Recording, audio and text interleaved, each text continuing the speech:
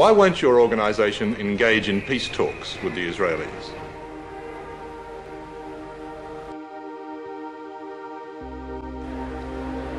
You don't mean exactly peace talks, you mean capitulation, surrendering.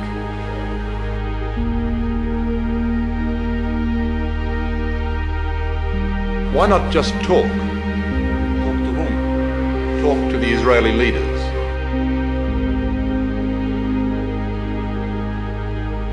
That's kind of conversation between the sword and the neck, you mean? Well, if there were no swords and no guns in the room, you could still talk. No, I had never seen any talk between a colonialist case and a national liberation movement.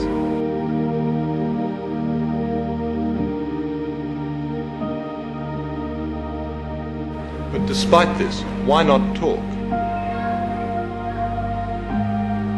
Talk about what? Talk about the possibility of not fighting.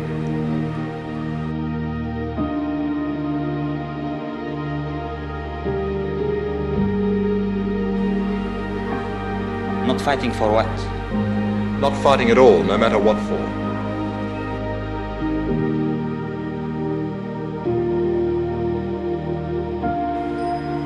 Yeah, people usually fight for something and they stop fighting for something.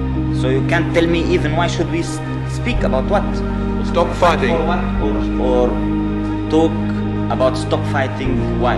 Talk to stop fighting, to stop the death and the misery, the destruction, the pain.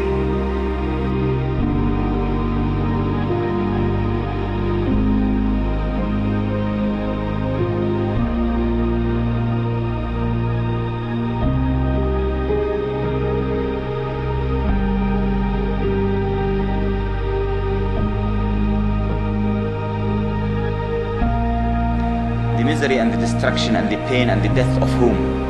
Of Palestinians, of Israelis, of Arabs. Of the Palestinian people who are uprooted, thrown in the camps, living in starvation, killed for 20 years, and forbidden to use even the name Palestinians. They're better that way than dead, though.